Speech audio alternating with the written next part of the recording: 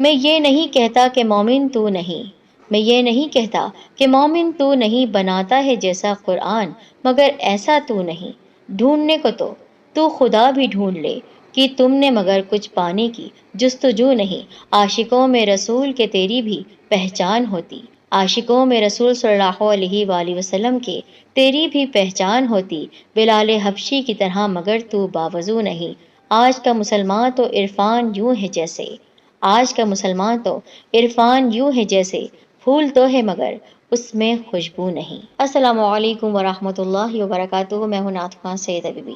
بھائیو اور بہنوں، لے کر آئے ہیں آپ کے لیے ایک بہت ہی انوکھا سچا واقعہ۔ میں مسلمان کیسے ہوئی، ایک خاتون کی زندگی کا سچا واقعہ آپ کے سامنے پیش کر رہے ہیں۔ سورہ یاسین کا زندہ معجزہ، کس طرح سورہ یاسین کی آیات کا انگریزی ترجمہ پڑھ کر انہوں نے دین اسلام کو قبول کیا، کس طرح انہوں نے اسلام کی حقیقت کو جانا۔ ایمان افروز کہانی خود امینہ بدریہ کی زبانی آپ کو سنا رہے ہیں، تو اس کہانی کو مکمل آپ کو سننا ہے، اور پہلے سے ہی اس ویڈیو کو لائک کریں، شیئر کریں، اور اگر اب تک ہمارے چینل سیدہ ٹی وی کو سبسکرائب نہیں کیا ہے تو سبسکرائب بھی کریں اور ساتھ ساتھ بیل کو بھی دبائیں۔ میرے ایف بی آفیشیل پیج پر آپ مجھے فالو کر لیں۔ اسلام کی حق بات جانیے سیدہ ٹی وی کے ساتھ۔ امینہ بدریہ، جو ان کا حالیہ نام ہے، مسلمان ہونے کے بعد ان کو وہ نام ملا۔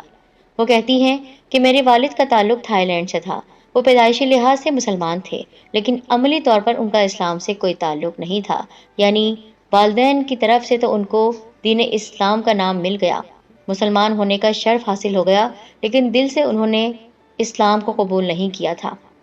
اور چونکہ میری والدہ غیر مسلم تھی اور والد صاحب سے شادی کے وقت مسلمان ہوئی تھی تو ان کو بھی اتنی معلومات نہیں تھی، بس میرے والد صاحب سے شادی کرنے کے لیے انہوں نے اسلام قبول کیا تھا۔ وہ دونوں بعد میں آسٹریلیا آ کر آباد ہو گئے۔ میرا پیدائشی نام ٹینیتھیا تھا۔ میں نے یونیورسٹی آف نیو انگلینڈ آرمیڈیل سے ایم اے اکنامکس کیا اور بزنس مارکیٹنگ اور ہیومن ریسورسز کے ٹاپکس پڑھے، پھر میں بطور ٹیوٹر پڑھانے لگی۔ اس وقت پھر میری شادی ہو گئی۔ شادی اسلامی قانون کے مطابق، اسلامی طور طریقوں کے مطابق ہوئی۔ میرے شوہر کمپیوٹر گرافکس ڈیزائنر تھے۔ وہ شادی کے وقت مسلمان ہوئے تھے، یعنی پہلے وہ مسلمان نہیں تھے لیکن بعد میں انہوں نے دین اسلام کو قبول کیا، لیکن نام کے مسلمان تھے۔ صرف مجھ سے شادی کرنے کے لیے انہوں نے اسلام کو قبول کیا، اسلام پر ہرگز عمل کرنے والے نہیں تھے۔ اور ہمارے گھر کا یہی ماحول تھا کہ مسلمان تو تھے پر نہ نماز پڑھتے تھے، نہ کسی کو کبھی ہم نے قرآن شریف پڑھتے ہوئے دیکھا تھا، اور جس طرح والدین ہوتے ہیں پھر بچے انہی کے مطابق چلتے ہیں۔ یہی وجہ تھی کہ ہم بھی دین سے مکمل طور پر عاری تھے، ہمیں سمجھ بوجھ ہی نہیں تھی، بلکہ میں تو کسی مذہب پر یقین رکھتی ہی نہیں تھی، مجھے کسی مذہب پر اعتبار تھا ہی نہیں، میں مانتی ہی نہیں تھی کہ کوئی ہستی ہے جو اس کائنات کو چلا رہی ہے، نہ مجھے اس بات کا یقین تھا کہ اس کائنات کو چلانے والی ہستی جس کو اللہ کہتے ہیں وہ موجود ہے۔ استغفر اللہ، اللہ تعالیٰ مجھے معاف کرے۔ میں جب اپنے شوہر کے ساتھ تقریباً 1.5 سال کا عرصہ گزار چکی تو ایک وقت مجھ پر ایسا آیا کہ دنیا سے میرا دل اچاٹ ہو گیا، کیونکہ ہر طرف سے لوگوں کی میں نے باتیں سنی۔ میں نوکری کرتی تھی، اس نوکری میں مجھے ہر کوئی کوستا بھی تھا اور مختلف باتیں ہوتی تھیں۔ دین اسلام ایسا پیارا دین ہے کہ اس میں ہر بات کی راحت موجود ہے، ہر پریشانی کا حل موجود ہے۔ اس پریشانی کی حالت میں تھی، اس پر میں نے سوچا کہ مجھے نماز پڑھنی چاہیے، جیسا کہ میں نے ایک دفعہ اپنے والد صاحب کو کہیں پڑھتے ہوئے دیکھا تھا۔ لیکن جب میں نے اپنے شوہر کو اس بارے میں بتایا تو اس نے اس بات کا بہت برا مانا۔ اس نے کہا، نعوذ باللہ، کوئی خدا نہیں ہے اور نہ نماز وغیرہ ہے، تم یہ کیسی باتیں کر رہی ہو؟ تو میں نے اس سے کہا، ہم مسلمان ہیں، کیا ہم اللہ تعالیٰ کی عبادت نہ کریں؟ تو اس نے کہا، ایسا کچھ نہیں ہوتا ہے، بس تم اچھی سوچ رکھو، اچھی غذائیں کھاؤ، اپنا خیال رکھو، اور ایسا کچھ نہیں ہوتا ہے کہ نماز پڑھنے سے دل کو سکون ملے گا۔ اس کی باتیں سن کر میں بہت حیران پریشان ہوئی، بجائے اس کے کہ میں اس کو سمجھاتی، کیونکہ میں تو پیدائشی مسلمان تھی، میرے والد صاحب مسلم تھے تو مجھے اس کو سمجھانا چاہیے تھا، پر میں چپ ہو گئی۔ لیکن کہتے ہیں جب اللہ تعالیٰ کسی بندے کو اپنے قریب لانا چاہتا ہے اور اس کی کائنات کو بدلنا چاہتا ہے، اس کے دل کی دنیا کو بدلنا چاہتا ہے، تو وہ اس کو راہ راست پر لانے کے لیے اپنا کوئی معجزہ دکھاتا ہے۔ تقریباً 7 سال پہلے آسٹریلیا کی ایک چھوٹی سی مسجد میں گئی۔ اس مسجد کو دیکھتے ہوئے میری نظر قرآن پاک پر پڑی۔ بہت سارے قرآن پاک رکھے ہوئے تھے۔ ایک قرآن مجید کو میں نے اٹھا لیا، انگلش ترجمے والا وہ قرآن مجید پڑھنے کے لیے میں نے جیسے ہی اس کو کھولا، اس میں سے ایک آیت میری نظر سے گزری۔ اب یہ بھی قدرت کا کرشمہ تھا، یہ بھی اللہ تعالیٰ کی جانب سے ہی ہوا کہ سورہ یاسین کی ان آیات کا ترجمہ میرے سامنے آ گیا جن میں چاند اور سورج کی حرکت کے بارے میں سائنسی انداز میں بیان کیا گیا تھا۔ اور سورج اپنی معین راہ پر گردش کر رہا ہے، یہ اللہ عزیز و علیم کی منصوبہ بندی ہے، اور چاند کی ہم نے منزلیں مقرر کر رکھی ہیں یہاں تک کہ وہ ان سے گزرتا ہوا پھر کھجور کی سوکھی ٹہنی کی طرح ہو جاتا ہے۔ نہ سورج کی یہ مجال ہے کہ چاند کو جا پکڑے اور نہ رات دن پر سبقت لے جا سکتی ہے، اور یہ سب اپنے اپنے مدار میں گردش کر رہے ہیں۔ اور یہ بات بالکل سچ ہے، کس طرح دن آتا ہے پھر رات ہوتی ہے، کس طرح سورج نکلتا ہے پھر ڈوب جاتا ہے، پھر چاند کی باری آتی ہے، اس طرح ہر کوئی اپنے اپنے وقت پر کام کر رہا ہے، اور یہ وقت ایسا ہے کہ کوئی آگے پیچھے ہوتا ہی نہیں ہے۔ یہ ترجمہ پڑھنا تھا کہ میرے رونگٹے کھڑے ہو گئے اور میرے جسم میں ایک عجیب سی کیفیت پیدا ہو گئی۔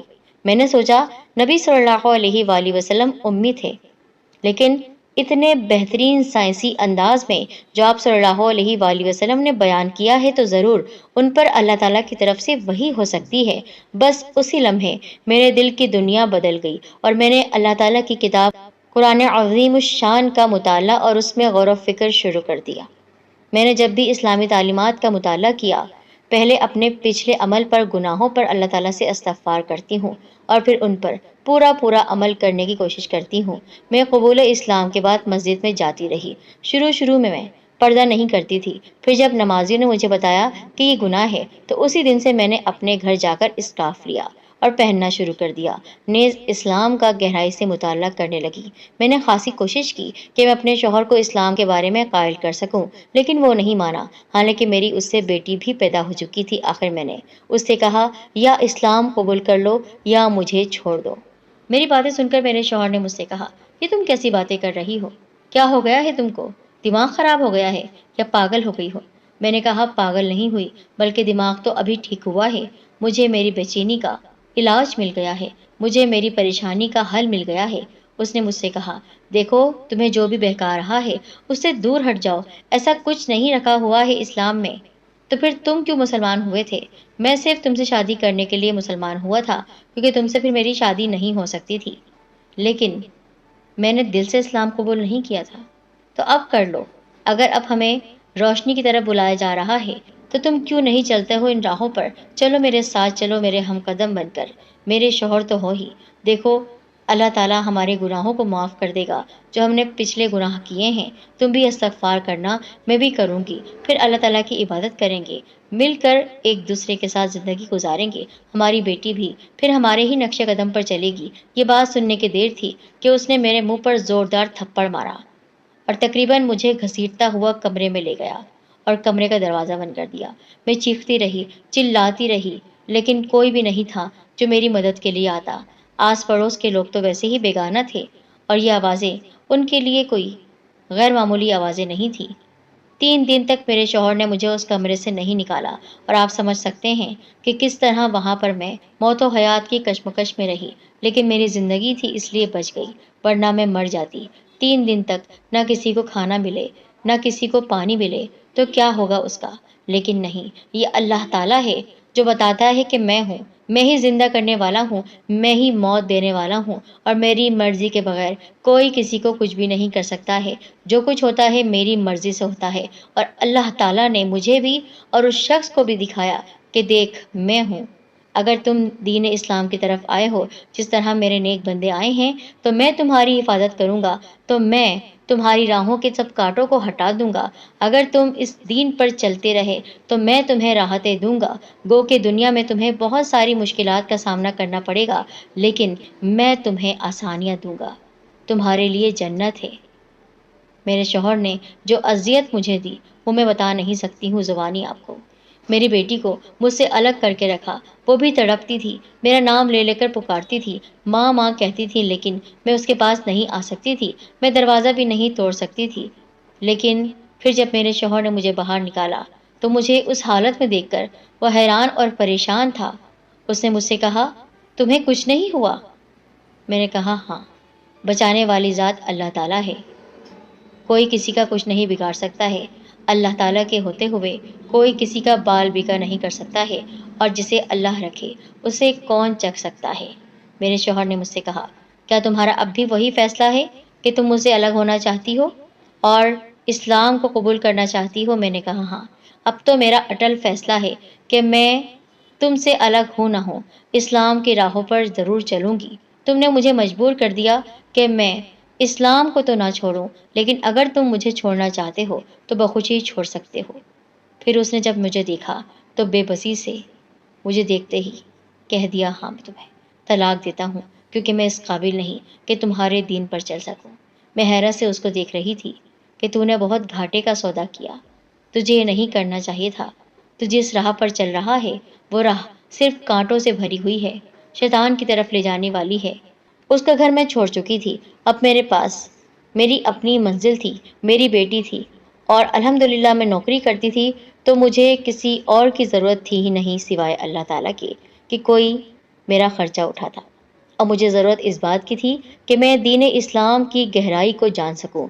اس سلسلے میں انٹرنیٹ پر میں اپنے ایک بھائی عبدالصمد سے چیٹنگ کرتی رہی اور ان سے اسلام کے بارے میں معلومات حاصل کرتی رہی۔ وہ میری رہنمائی کرتے تھے، مجھے دین اسلام کے بارے میں بتاتے تھے، قرآنی آیات کے ترجمے سناتے، احادیث مبارکہ کے بارے میں بتاتے، کس طرح ہمارے پیارے نبی صلی اللہ علیہ وآلہ وسلم نے اپنی زندگی گزاری، ان کی حیات مبارکہ کے بارے میں بتاتے، دین اسلام کو پھیلانے میں کن کن مشکلات کا سامنا کرنا پڑا ہے، اپنوں نے بھی چھوڑا اور غیروں نے تو بہت ہی زیادہ ظلم توڑا، ظلم کی انتہا کر دی، لیکن اپنے دین کو نہیں چھوڑا، اپنے اللہ تعالیٰ کے حکم سے ہٹے نہیں، خلاف ورزی نہیں کی۔ تو پھر میری کیا مجال، میری ہستی کیا، ان ہستیوں کے آگے میری اوقات کیا؟ میں سیکھتی رہی، آخر میں نے فیصلہ کیا کہ میں آسٹریلیا سے اسلام کے لیے ہجرت کر لوں۔ میں نے ہجرت کرنے کو ترجیح دی۔ اسلام لانے سے پہلے میری بیٹی کا نام توان وارڈ تھا۔ اسلام قبول کرنے کے بعد میں نے اس کا نام امینہ رکھ دیا۔ میں نے اپنا نام غزوہ بدر کی نسبت سے بدریہ رکھا تھا۔ بیٹی کے حوالے سے میں ام امینہ کہلاتی ہوں۔ میرے شوہر نے مجھے چھوڑ دیا، مجھے اس بات کا غم نہیں تھا۔ اب مجھے جو کچھ کرنا تھا اپنی بیٹی کے لیے کرنا تھا، اور خوشی اس بات کی تھی کہ اس نے مجھے دین اسلام کے لیے چھوڑا اور میں اس کے پاس سے جو ہٹی وہ اسلام کے لیے ہی ہٹی۔ اب میں اور کیا کر سکتی تھی؟ بس میرے پاس اسلام کی دولت تھی۔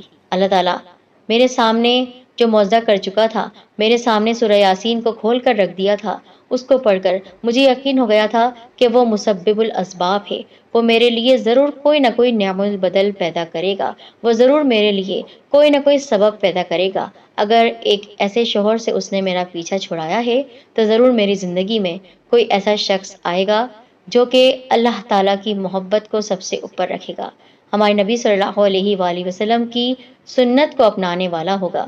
اور پھر سچ میں میری زندگی میں ایک ایسا شخص آیا بھی۔ میں مسجد جاتی تھی نماز پڑھنے کے لیے، کیونکہ وہاں پر خواتین مسجد میں نماز پڑھتی ہی ہیں۔ وہاں سے میں نکل رہی تھی اور میں اپنی نظریں جھکائے ہوئے آگے بڑھ رہی تھی کہ ایک آدمی میرے پاس آیا۔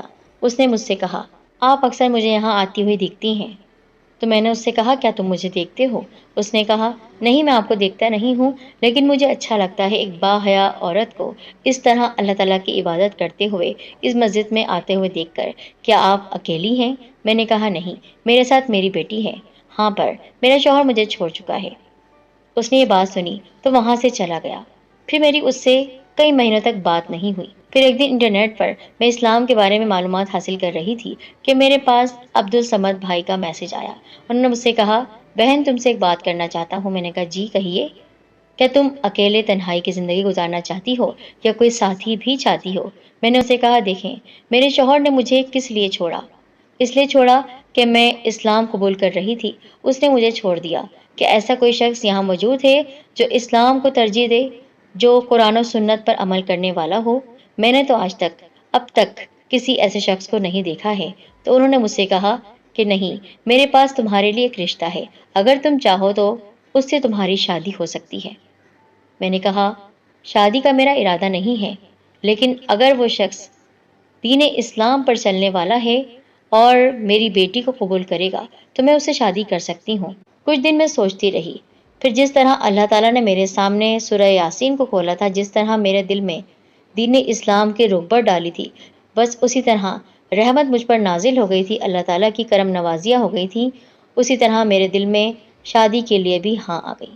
میں نے عبدالصمد بھائی سے کہا کہ میں تیار ہوں اس آدمی سے نکاح کرنے کے لیے، لیکن کیا انہوں نے مجھے دیکھا ہے؟ انہوں نے کہا انہوں نے آپ کو صرف ایک بار ہی دیکھا ہے اور اس کے بعد کبھی نہیں دیکھا۔ لیکن کہاں دیکھا ہے؟ آپ جہاں پر نماز پڑھنے جاتی ہیں اس مسجد میں وہ بھی نماز پڑھنے آتے ہیں بس۔ اگر آپ کو یاد ہو تو انہوں نے آپ سے کوئی سوال کیے تھے؟ ہاں کیے تھے، لیکن اس کے بعد تو ان سے میری ملاقات نہیں ہوئی، کیونکہ وہ ایک اچھا انسان ہے، وہ اس طرح کھلے عام ایک عورت سے بات نہیں کر سکتا تھا۔ بس اس نے آپ کو دیکھا اور اس نے کہا کہ میں اسلامی طور طریقے سے ان خاتون کو اپنی زوجیت میں لینا چاہتا ہوں، شریک حیات بنانا چاہتا ہوں۔ پھر اس نے مجھ سے ملاقات کی اور وہاں سے پوری معلومات لے کر، تمہارے بارے میں سب جان کر، اس نے یہی فیصلہ کیا کہ وہ تم سے شادی کرے گا۔ تو کیا وہ شادی شدہ ہے یا پھر اس کی بیوی موجود نہیں ہے؟ نہیں، اس نے شادی نہیں کی ہے، وہ کنوارا ہے، لیکن جب سے اس نے تمہیں دیکھا ہے، تمہاری حیا، تمہاری پاکیزگی کا وہ گرویدہ ہو گیا ہے۔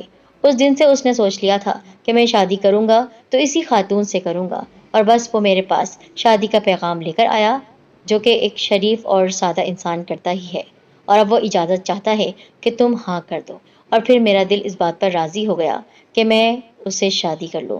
بہت سادگی سے ہمارا نکاح ہوا، اس نے میری بیٹی کو قبول کیا اور آج میں اس کے ساتھ ہنسی خوشی زندگی گزار رہی ہوں۔ ایک شوہر نے مجھے چھوڑا تھا کہ میں اسلام قبول کر چکی تھی، اور ایک شوہر نے مجھے اس لیے اپنایا کہ میں اسلامی طور طریقوں پر چلنے والی تھی۔ یہ اللہ تعالیٰ کی ہی کرم نوازیاں ہیں، یہ اللہ تعالیٰ کے ہی تحفے ہیں کہ وہ انسان کو کس طرح نوازتا ہے۔ اگر آپ کو کوئی چھوڑ دیتا ہے آپ کی کسی غلطی کی وجہ سے، جو غلطی کی بھی نہیں تھی آپ نے، اللہ تعالیٰ اس کا سبب کچھ اور نکالتا ہے، اور آج میں اتنی خوش ہوں کہ میں آپ کو بتا نہیں سکتی ہوں، کیونکہ مجھے اپنی دنیا اور آخرت کا ساتھی مل گیا ہے۔